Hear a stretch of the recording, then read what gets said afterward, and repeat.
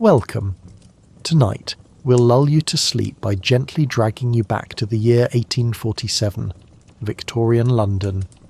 The air is thick with soot. The sky is grey, even at night.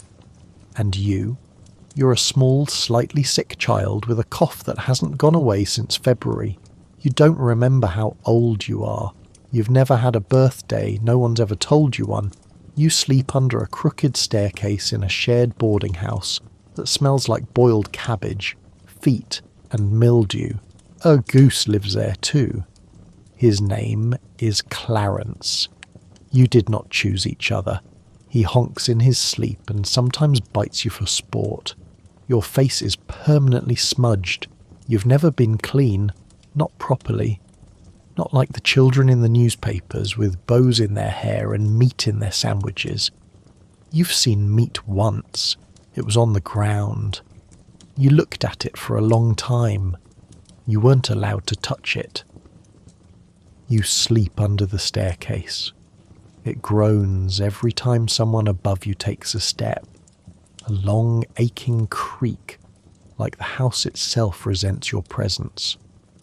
The space is just large enough for your body if you curl slightly and avoid stretching your legs fully, which you never do, because the last time you did, a mouse ran across your foot and made eye contact. The walls around you are damp, not visibly wet, just perpetually moist, like they're exhaling sorrow.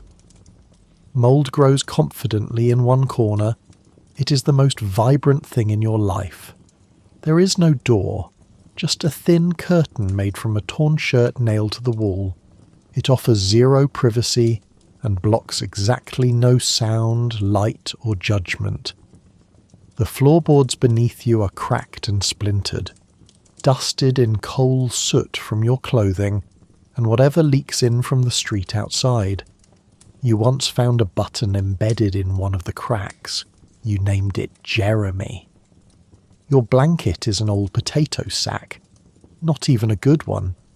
It's stiff, smells faintly of vinegar and has several holes, one of which perfectly frames your left kneecap. It doesn't cover you entirely or are more like a suggestion of warmth. Sometimes you fold it into quarters and use it as a pillow. Other times you press it against your chest and convince yourself it's heavy enough to matter. On especially cold nights, you lay a newspaper over your arms. The headlines never make sense, but you like pretending the words are spells.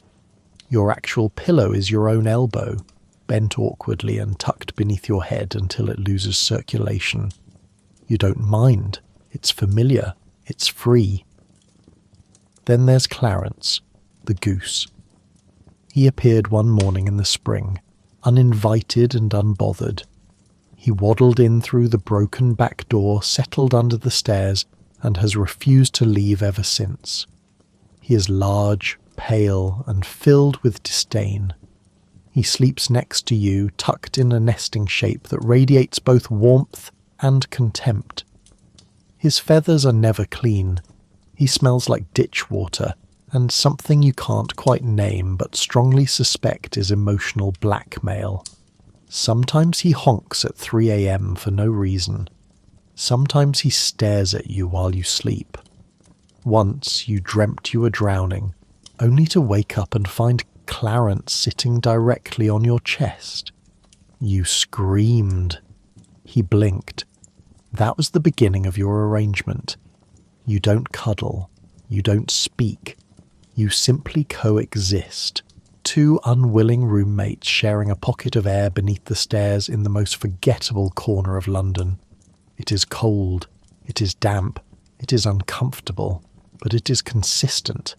And in this city, that's as close to home as most people get. The city doesn't sleep. It breathes, deep, ragged, and full of sorrow. You hear it moan through the cracks in the walls, like the house is sighing under the weight of its own regrets. Beneath the floorboards, rats scuttle and scratch, their tiny claws tapping out a restless symphony. They fight over scraps, chase each other in circles, and sometimes squeak loud enough to startle you awake. From the room next door comes a cough. Not just any cough, it's rhythmic, persistent, and oddly musical. You've begun to harmonise with it in your mind, imagining a duet of wheezes and gasps that stretches through the night. Outside, the fog muffles footsteps and voices, but every hour on the hour a man screams. "Murder!" His voice cracks and echoes through the narrow streets. His name is Harold. No one knows why he does it. Some say he's mad, others say he's just lonely. You've never seen Harold, but his screams are as much a part of the night as the rattling carts and clattering horseshoes. The distant clang of a blacksmith's hammer beats like a heart somewhere in the city. A church bell tolls. You count the chimes, 1, 2, 3, and wonder if it marks the hour or the number of dreams lost tonight. Somewhere a dog barks, somewhere else a baby cries. All these sounds mingle in the cold night air, weaving a tapestry of life that is noisy, harsh, and strangely comforting. You close your eyes and listen. Because in this city, to sleep is to hold your breath and hope the noise doesn't swallow you whole. You dream, not of palaces or grand banquets or faraway lands. No, your dreams are smaller, tender and aching in their simplicity. You dream of toast, not the hard, stale slabs of bread left to wither on a radiator or tossed aside to be swept into the gutter, but real toast, golden brown, crisp at the edges and steaming hot, fresh from the fire. You imagine the butter melting slowly, pooling in the cracks and soaking into every crumb. You dream of that first bite, the satisfying crunch, the warmth that spreads through your fingers and settles deep inside your chest like a secret comfort. You dream of your name, not shouted or forgotten, but lovingly embroidered in bright red thread on something soft and precious. A handkerchief perhaps, or a scarf, or even a small coat that fits just right. Something that belongs to you, a claim, a promise that you exist and matter. You dream of shoes, not the battered, cracked clogs you mend week after week, but shoes that hug your feet like a gentle embrace. Warm, sturdy shoes with thick soles that keep out the cold and laces that never come undone in the rain. You dream of walking down dry streets without wincing at the mud or stones that cut through your soles. You dream of a meal, one where no one throws crumbs at you, where no one snickers behind their hands or expects you to give away your last bite. You dream of sitting at a table, a real table, with candles and silver spoons and plates that don't chip when you drop them.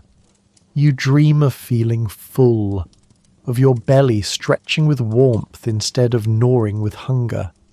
You dream of kindness, of gentle hands and soft voices that don't sting or scold. You dream of a life where you don't have to hide your cough or count the hours until morning just to survive. But just as the comfort begins to settle, the edges of the dream blur. The warmth fades. You wake with a scratch of hay beneath your cheek and the chill biting at your skin. You hear Clarence's soft, disgruntled honk reminding you that even dreams have their limits in this place. Still, for those brief moments in the dark, you hold on to hope. A fragile, flickering flame in a world that often feels cold and cruel. And sometimes that hope is enough. You work 14 hours a day, sweeping soot out of chimneys so narrow you can barely squeeze through. The black dust coats your skin and clothes, clings to your hair and hides under your fingernails. You cough constantly, a harsh, rattling sound that echoes through your chest and leaves you breathless. Sometimes you cough up things that blink. Maggots, flakes of coal, or tiny shards of something unidentifiable. Your fingers are permanently bent and raw from gripping brushes and climbing ladders. Your nails are cracked and stained black. Your hands tremble more each day, but you keep going. Your back aches like it's been broken and repaired poorly. Your clothes are patched with threadbare scraps that barely hold together. You haven't had a proper bath in weeks. The smell of soot and sweat is woven into your skin. Your last day off was the day you fell off a roof. You broke a rib and a finger. You worked through the pain anyway, because there was no time for rest, no one to watch over you, no one to ask how you felt. Your employer is harsh. He yells, he flogs, he doesn't care. Mistakes are met with fists or worse. Every day is a battle to stay upright, to keep breathing, to keep going. You watch other children, those lucky enough to be in schools or clean rooms, and wonder what it feels like to not be covered in soot. But you push those thoughts away. There's no room for dreams when your hands are busy shoveling dirt and your lungs burn with every breath. Because this is your life, and surviving is the only thing that matters. You have 9 siblings, 9 names scratched into your memory like worn graffiti on a crumbling wall. You've met 4 of them, brief encounters in crowded alleys or noisy workhouses, faces blurred by soot and tears. The others are ghosts you only hear about in whispers or see in fleeting dreams. Your mother works long hours in a laundry, bent over steaming vats filled with dirty clothes that smell of sweat, ink, and hopelessness. Her hands are raw, cracked, and stained blue from the chemicals she uses to bleach the endless piles. She comes home exhausted, her eyes dull and heavy with fatigue. She smells of starch, soap, and the kind of sadness that settles deep in your bones. She rarely speaks of your father who's a mystery wrapped in silence. Some say he is locked behind cold iron bars in a distant prison, forgotten by the world. Others whisper he was sent to Australia, chained to a ship bound for a land where the sun burns too bright, and freedom feels like a cruel joke. Maybe he is both, or neither. You don't dare ask. It's easier to imagine him as a shadow fading into the fog than to face the truth of absence. Your closest emotional bond isn't with a person, it's with a teacup. A cracked, chipped thing you found tossed aside in a muddy ditch near the market. Its faded floral pattern is almost worn away, but you trace it with your fingers like a secret map. You carry it tucked inside your ragged coat on cold days. You talk to it softly, whispering your fears, your dreams, your loneliness. It never answers, but it listens better than most. You long for the warmth of a family that hugs you tight, that tells you you matter, that doesn't disappear without a word. But love here is rare. It's buried beneath the weight of hardship and silence. It hides behind tired eyes, broken promises, and the worn-out smiles of those trying to survive. You learn quickly that survival doesn't wait for affection. It demands grit, endurance, and a heart made of stone, or maybe just a heart stubborn enough to keep beating. Still, in the darkest moments, you hold on to hope, because hope is the fragile thread that ties you to tomorrow, and sometimes that is enough to keep going. Dinner arrives in a chipped, cracked bowl, its edges worn smooth from years of careless handling and countless meals swallowed in silence. The contents are always the same vague beige mush, unrecognizable and unappetizing. Sometimes it's thin soup, more water than substance, with a faint sour smell that hints at forgotten vegetables and stale broth. Other times, it tastes like the dirt and dust from the kitchen floor, mingled with a faint tang of burnt coal from the stove. You try not to chew it. The texture is slimy, and every bite feels like swallowing regret. You gulp quickly, because drawing it out only makes the bitterness linger longer. Once there was a carrot, a bright, almost shocking sliver of orange, crisp and sweet against the usual monotony. You stared at it for days afterward, memorizing its colour, its texture, its promise of something better. You told anyone who'd listen about the carrot, as if it were a treasure found in the depths of the Thames. They listened politely, nodding without understanding, then returned to their own dull bowls of beige. You eat what you're given, grateful mostly for the warmth it brings rather than any flavour or nourishment. Your hands shake slightly as you clutch the bowl, your ribs pressing painfully beneath your threadbare shirt, your stomach a hollow drum echoing its emptiness. You wonder if this slow, cold meal is how the world ends, not with a bang, but with endless, tasteless spoonfuls. Afterward you lick the rim of the bowl carefully, hoping to catch crumbs or a forgotten drop of sweetness. Sometimes there's nothing. Sometimes there's just a single, cold, damp leaf stuck to the edge. You keep it anyway, slipping it into your pocket like a talisman. A small victory in a day filled with loss and hunger. Because in this life, even the tiniest prize is worth holding on to. Somewhere in London, a lady in satin is fainting, again, into a bouquet of lilies the size of her head. No one knows why. Maybe it's the excitement of the newest opera hitting the stage, or the shock of having to climb an extra flight of stairs. Or perhaps the corset is just too tight, squeezing the air from her lungs like a cruel joke. Her companions gasp and flutter about, fanning her with embroidered handkerchiefs and murmuring about the delicate state of Victorian womanhood. Elsewhere, a man is being knighted, not for any heroic deed or noble battle, but for inventing curtains. Yes, curtains. Rich velvet curtains so expensive they make your heart ache just to think about them. Curtains that cost more than you earn in a year, even if you worked every single day and night. The crowd applauds politely, sipping their delicate tea and pretending it all makes sense. You missed all of it. While silk gloves brushed palms and chandeliers sparkled in candlelight, you were chasing Clarence, the stubborn, ill-tempered goose, through the shadowed corners of an old graveyard. The gravestones leaned like tired old men, cracked and moss-covered, whispering secrets of forgotten lives. The thick fog wrapped around you, chilling your skin and making every step a silent adventure through damp earth and tangled roots.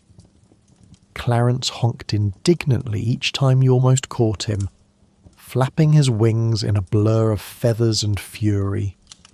Nearby, a rat scurried across a stone slab, pausing briefly to watch your ridiculous game with what you swear was a smirk.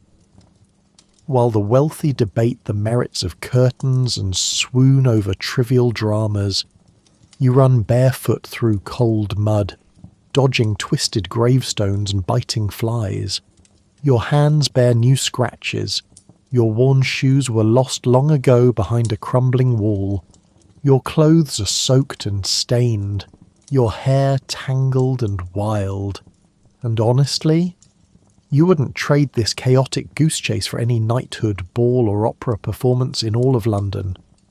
Because in this city of smoke, mirrors and empty grand gestures, the real stories, the ones that matter, happen in the shadows, and sometimes in the wild chase after a grumpy goose named Clarence. You hope, not for gold or glory, but for small mercies. You dream of one day becoming a postboy. The child who delivers letters and packages striding proudly through the streets instead of skulking in alleys. You imagine the weight of the satchel on your shoulder, the crisp rustle of paper in your hands. You dream of the child who rings the bell for soup, the one who signals the start of warmth and fullness for others. It's a modest hope, but one that carries the promise of belonging. You long to be anyone who gets to stand up straight, to hold your head high without fear or shame. You imagine what it would feel like to walk without stooping, to look strangers in the eye without flinching. You dream of socks, not the ragged, mismatched scraps you patch week after week, but real socks, matching socks, soft, warm socks, maybe even in colour. You imagine the comfort of fabric hugging your feet, keeping out the cold that gnaws at your toes. You dream of small luxuries, a clean shirt, a warm fire, a day without pain or hunger. You cling to these dreams like fragile lanterns in the dark, flickering but steady. Because hope, no matter how small or foolish it seems, is the thing that keeps you moving forward. And so you hold on to it, even when the world tells you it's impossible, even when your feet are blistered and your hands are raw. Because without hope, what else is there? Sleep now, small Victorian chimney child. You've survived another endless day of scrubbing soot from chimneys too narrow for grown men, of aching muscles and frozen fingers, of hunger gnawing at your belly and cough rattling in your chest. May your soup tonight be just a little less gritty than usual, a bit warmer, a touch more filling, and somehow kinder to your tired tongue. May your dreams be less clouded with coal dust and soot, softened by whispers of warmth and quiet kindness you've only ever glimpsed in fleeting moments. You are not alone. Clarence the goose remains by your side, irritable, messy, and far from cuddly, but somehow a constant in a world full of uncertainty.